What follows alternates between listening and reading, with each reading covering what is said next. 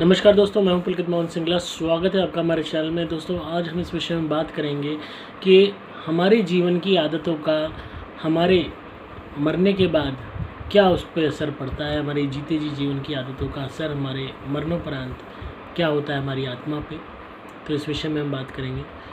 दोस्तों, हमारे इस जीवन काल में हम जो भी नए नए एक्सपीरियंसेस करते हैं, जो भी नई नई चीज़ें सीखते हैं, जो भी नई नई आदतें पालते हैं, जो भी नए नए तरीके के बिहेवियरल चेंजेस अपने अंदर लेके आते हैं, इनका बहुत गहरा इम्पैक्ट हमारी आत्मा पे पड़ता है। कहीं ना कहीं हमारी आत्मा में ही ये बदलाव हो रहे होते हैं परिस्थितियों को लेके।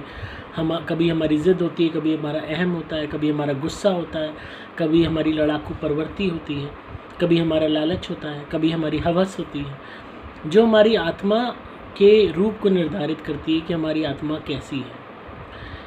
इस भौतिक जीवन में, इस भौतिक शरीर जो हार्ड मांस का बना हुआ शरीर है, हड्डी मांस खून रक्त से संचरित होने वाला ये जो जिस्म है, इसका प्रभाव इतना गहरा हमारी आत्मा में पड़ता है कि हम इस शरीर की पूर्ति करने के लिए, इस शरीर को सुख प्रदान करने के लिए और इस शरीर के माध्यम से अपनी आत्मा को सुख देने के लिए न जाने क्या कुछ कर्म करते हैं।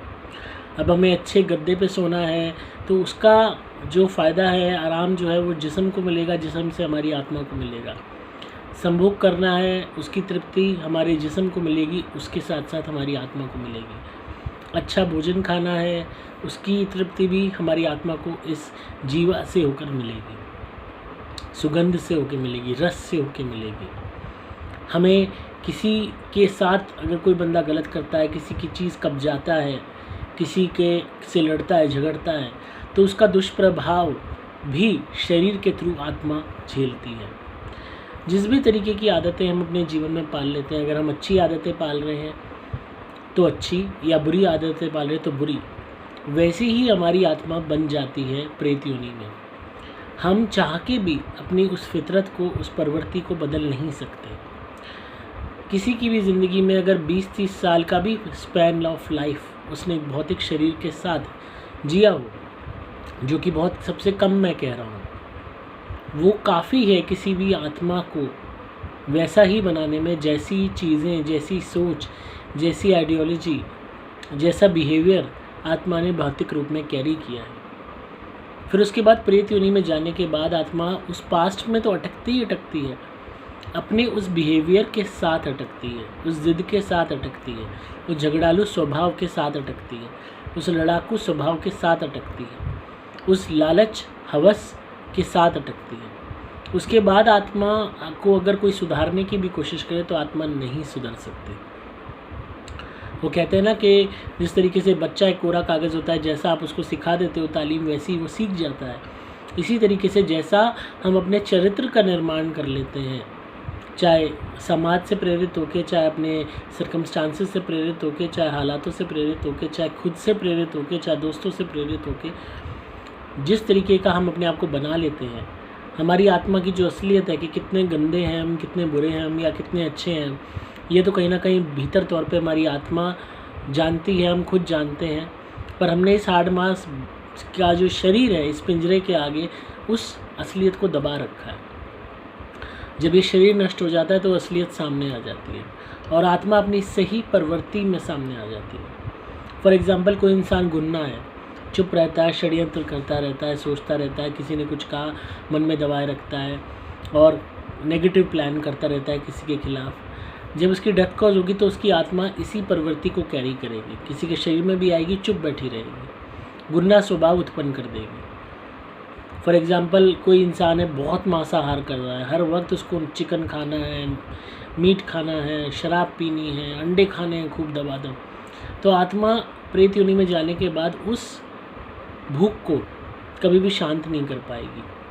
वो भूख 10 गुना बढ़ जाएगी। या तो वो जहाँ भी शराब खाने हैं वहाँ पे किसी ऐसे शराबी के शरीर को तलाश करेगी जिसके थ्रू अपनी लत को पूरा कर सके, या कत्ल खानों में जाके वहाँ पे किसी ऐसे इंसान को तलाश करेगी जो मांसाहार खूब करता हो, ताकि उसके शरीर के माध्यम से उस अनुभूति को पूरा कर सके। ये जानते हुए भी वो विवश हो जाएगी उस हवस के आगे, उस भूख के आगे कि वो गलत कर रही है। क्योंकि प्रेत योनि में मैक्सिमम आत्माओं को ये रियलाइज़ कराया जाता है, पर उसके बावजूद भी अपनी उन भौतिक जीवन की आसक्तियों के तले इतना दब जाती है आत्मा कि विवश होकर बुरा करती है। किसी साधारण आत्मा पे आ गई, किसी साधारण इंसान पे आ गई जो मांसाहार नहीं करता, तो उसके अंदर ये प्रवृत्ति पैदा करेगी कि उसका मांसाहार करने का मन करेगा, तलब उठेगी, बहुत बुरी तरह तलब उठेगी कि वो मीट खाए, अंडा खाए, शराब पिए। किसी के अंदर हवस है, बहुत ज़्यादा सेक्सुअली कोई एक्टिव है, हर तरीके के पार्टनर्स के साथ कर चुका है या कर चुकी है, बार बार आप पार्टनर्स बदल रहे हो, आपने सेंचुरी पार कर रखी है, तो ये जो भूख है ना ख़त्म होने वाली है। आत्मा के अंदर वही प्रवृत्ति आ जाएगी कि वो शरीर के साथ खिलवाड़ करे। तो किसी के शरीर पर सवार होंगे, इसी नीयत से होंगे और बुरा कर्म होता चला जाएगा। तो एक जो प्रवृत्ति का निर्माण आप अपना कर लोगे इस जीते जी, मैक्सिमम लोग क्या करते हैं, अपने उस बिहेवियर को, उस प्रवृत्ति को एक अपना लाइफस्टाइल बना लेते हैं, एक अपना सिग्नेचर मार्क बना लेते हैं कि this is how we can represent them, कि ये लोग ऐसे हैं। फॉर एग्जांपल कोई इंसान है झगड़ालू, हर वक्त वो गाली गलौज करता है, हर वक्त तेज़ बोलता है, चिल्ला के बोलता है, उसकी आवाज़ में जानबूझ के दबाने की कोशिश करता है दूसरों को, तो ये प्रवृत्ति पैदा हो जाती है उसके अंदर। ये वो उसको अपना लाइफस्टाइल बना लेता है, घर वालों के साथ ऐसे ही बिहेव करता है, बाहर वालों के साथ ऐसे ही बिहेव करता है, जीवन पर्यंत ऐसा रहता है। मरने के बाद आत्मा उस प्रवृत्ति से निकल नहीं पाती। इसी तरीके से कोई मांसाहार हर वक्त कर रहा है, हर वक्त शराब पी रहा है, पूरी ज़िंदगी शराब में कटी है, शराब से ही लीवर फेल होकर डेथ हुई है, आत्मा की वो प्रवृत्ति बनी रहेगी, यही काम करती रहेगी आत्मा। उसके बाद भी उन्हीं अनुभूतियों के पीछे, उसी आसक्ति के पीछे, उसी शराब के रस और स्वाद के पीछे भागती रहेगी और उसके चलते लोगों को शिकार बनाती रहेगी, उनके शरीर के माध्यम से भोग करती रहेगी, रस का, सुगंध का और स्वाद का, और गिरती चली जाएगी, ये जानते हुए भी कि वो गलत कर रही है। आत्मबोध क्या होता है वो ख़त्म हो जाएगा ग्रीड के आगे, हवस के आगे, लालच के आगे। अब कई लोगों को ज़मीनों से बहुत प्यार होता है, इतना प्यार होता है कि अपने साथ साथ दूसरों की ज़मीनें भी हड़प लेते हैं, कब्जा कर लेते हैं। तो इनकी प्रवृत्ति ऐसी होती है कि ये मरने के बाद जिंद बनते हैं, क्योंकि जो जिंद होते हैं इनको ज़मीन से बहुत लगाव होता है। तो ये किसी भी पर्टिकुलर जगह जो कब्जा कर रखी थी, मरने के बाद भी वहीं पड़े रहते हैं जिंद बन के। कोई भी वहाँ बरतना चाहे उस जगह को, उसको बरतने नहीं देते, उसको फ़ायदा उठाने नहीं देते, कहते हैं मैं तो इस जगह का स्थान देवता हूँ, मैं तो यहाँ का मालिक हूँ। और कुदरत इन्हें कैसे पनिश करती है, हज़ारों साल प्रेत योनि का सफ़र, हज़ारों साल का, पीढ़ियाँ निकल जाती हैं, ये जिंद बने वहीं पड़े रहते हैं। भले ही ये और लोगों को ना बरतने दें जगह, फ़ायदा ना उठाने दें, पर ये भी उसी पास्ट में सड़ते रहते हैं। जब अति हो जाती है, इनसे भी बर्दाश्त ख़त्म हो जाती है इनकी, तभी पुकार करते हैं हमें इस पास से निकालो, तब इनकी सुनने वाला कोई नहीं होता। भगवान ये कहते हैं कि भाई तुम्हें इसकी लत थी, ज़मीन की हवस थी, तुमने अपने साथ साथ दूसरों की ज़मीनें कब्जा करी, दूसरों के घर कब्जा करे, दूसरों की दुकानें कब्जा करी, अब तुम इसी धरती पे ही रहो, अनगिनत हज़ारों वर्षों तक रहो, और तुम भी इस ज़मीन को भोग नहीं सकते। तुम भले ही दूसरों को ना भोगने दो, पर तुम भी नहीं भोग सकते। और बाजे बाजे लोग जो है, अच्छा उनके पास इलाज हो, मेरे पास ऐसे बहुत केसेस आते थे, अभी भी आते हैं, जहाँ कोई ना कोई जिंद बैठा है जगह पे, या देवता बैठा है, स्थान देवता अपने आप को बता रहा है, जगह को पनपने नहीं दे रहा, वहाँ लोगों ने धुनी जलाई, वो चिपका हुआ है वहाँ और प्रताड़ित हो रहा है, धुनी से जल रहा है, परेशान हो रहा है, उछल उछल के भाग रहा है। और उसके बाद जब वो कहते हैं कि हमें मुक्ति दो, तो भगवान कहते हैं नहीं, तुम्हें मुक्ति नहीं मिलेगी, तुम्हें सड़ना पड़ेगा प्रेत योनि में, कि तुम्हें इसी ज़मीन के लिए तुमने दूसरों का हक मारा, अब यही ज़मीन तुम्हारे को खा जाएगी, तुम यहीं पढ़ो, यहीं सड़ो, और वो वक्त ख़त्म नहीं होगा। हर तरह की आसक्ति आपको जो विवश करती है कुछ भी गलत करने के लिए, बुरा करने के लिए, और उस आसक्तियों को आप अपना लाइफस्टाइल बना लेते हो, एक सिग्नेचर मार्क अपना बना लेते हो कि हम तो ऐसे ही हैं, हमने तो बदलना ही नहीं, हमने तो सबको गाली देनी है, हमने तो सबसे लड़ना है, हमने तो सबका हक मारना है, हमने तो मीट खाना है खूब, हमने तो गलत काम करने हैं, दूसरे को फंसाना है, दूसरे को लूटना है।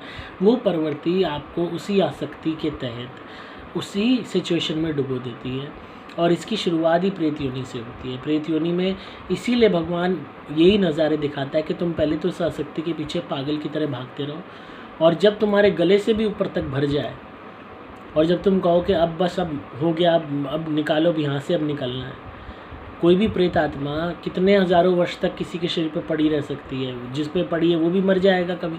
कितनों के शरीर पर कब तक पड़ी रहेगी, कब तक वो करती रहेगी, उसका भी थकने का अंत आएगा। और इस पूरी जर्नी में प्रताड़ित भी होती रहेगी। कोई भी बंदा चैन से तो बैठेगा नहीं।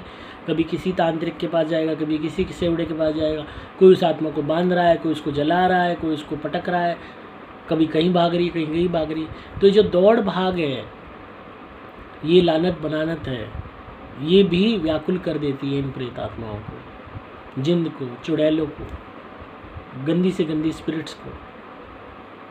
ये अपनी कॉन्शियस नहीं समझ पाते, अपनी आत्मबोध नहीं समझ पाते, इसीलिए प्रताड़ित होते रहते हैं अपनी उस आसक्ति के तले दब के। और यही इनकी सज़ा होती है, जो आगे चल के इनको और भी बुरा वक्त दिखाने वाली होती है, जब इनके इनकारनेशन की बारी आती है, वो भी बहुत बाद में आती है। तो इसीलिए अपने जो भी आपके अंदर बुरी आदतें हैं, चाहे शराब पीने की, चाहे मीट मांस की, अंडे की, वैश्यावृत्ति की, दूसरों को बुरा करने की, दूसरों को मारने पीटने की, गाली गलौज करने की, किसी को फंसाने की, षड्यंत्र रचने की, किसी की जगह कब्जाने की, कोई भी बुरा कर्म, अनैतिक ऐसा कर्म जो आपके साथ हो रहा होता तो आपको गलत लगता, जो आप दूसरे के साथ कर रहे हो, उनको बंद कर दो, सुधार ले आओ। जिनके साथ बुरा कर रहे हो आगे बुरा करना बंद कर दो, धीरे धीरे अपनी प्रवृत्ति को बदलो, तभी आपकी आत्मा चैन से प्रेत योनि में वक्त काट पाएगी।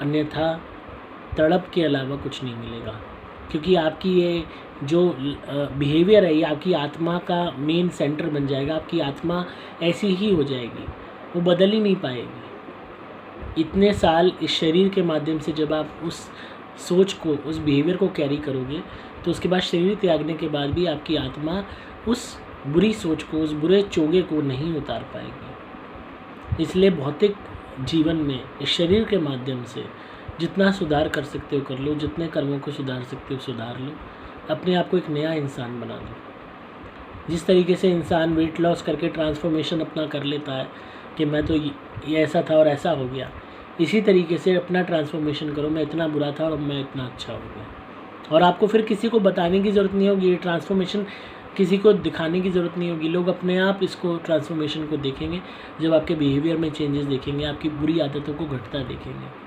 आपके अंदर एक नई आत्मा देखेंगे, जैसे आपकी पुरानी आत्मा को किसी ने धो डाला हो और पूरा मैल उतार दिया और एक नई चमचमाती हुई सुंदर आत्मा आ गई हो आपके अंदर। मुझे उम्मीद है आपको आज का कॉन्सेप्ट पसंद आया, और अगर पसंद आया हो तो लाइक कीजिए, शेयर कीजिए, कमेंट में बताइएगा कैसी लगी वीडियो। ज़्यादा से ज़्यादा शेयर कीजिए वीडियोज़ को, ताकि और भी लोगों की ज़िंदगी हम मिलके बदल सकें। तो इसी तरह सुनते रहिए, प्यार देते रहिए, सब्सक्राइब कीजिए चैनल को, ताकि आपको पारलौकिक और आध्यात्मिक दुनिया का ज्ञान मिलता रहे। अगर आप किसी भी नेगेटिविटी से परेशान हैं, भूत प्रेत प्यादा से परेशान है, ब्लैक मैजिक हुआ हुआ है, काम धंधा नहीं चल रहा है, शादी नहीं हो रही है, तो आप एक बार ज़रूर पेड कॉल कंसल्टेशन बुक करें, फ़ोन पे मुझसे बात करें अपने केस के विषय में। मैं आपको रेमेडीज़ बता दूंगा। अपनी कुंडली भी बनवा सकते हैं, अपने ग्रहों के उपाय करा सकते हैं, धुनी मंगवा सकते हैं अपनी प्रोटेक्शन के लिए, कवच मंगा सकते हैं, लॉकेट मंगा सकते हैं, आपकी रक्षा होगी, उससे बचाव होगा आपका। काम नहीं चल रहा है तो ग्रोथ के लिए ब्रेसलेट्स में देता हूँ विमंत्रित करके, वो पहन सकते हैं, उससे काम धंधा चलने लगेगा, दुश्मनों पे जीत हासिल होगी। हर चीज़ आपके निमित्त अभिमंत्रित होकर आएगी, ताकि वो आपके लिए काम करे, आपको फ़ायदा मिले। जब आप अपनी लाइफ में अच्छा होने की खबरें सुनाते हो, पॉजिटिविटी की खबरें सुनाते हो, फ़ायदों की खबरें सुनाते हो, कहते हो हमें ये फ़ायदा हुआ, वो फ़ायदा हुआ, यकीन मानिए जो खुशी मुझे मिलती है शायद वो खुशी मुझे कभी अपने लिए भी नहीं मिली होगी जो आपके लिए मिलती है। तो मेरा हमेशा उद्देश्य यही रहेगा कि आपके साथ अच्छा हो, बहुत अच्छा हो, आप अच्छे से अच्छे दिन देखो, ज़िंदगी की हर खुशी आपको नसीब हो, और आप मुझे बताओ कि मेरे साथ ये अच्छा हुआ, वो अच्छा हुआ, और इतनी खुशी मिलती है। और दिल से यही दुआ करता हूँ कि आप लोग तरक्की करो, आपके जीवन की हर परेशानी दूर हो जाए। तो इसी तरह सुनते रहिए, प्यार देते रहिए। मैं हूँ आपका दोस्त पुलकित मोहन सिंगला।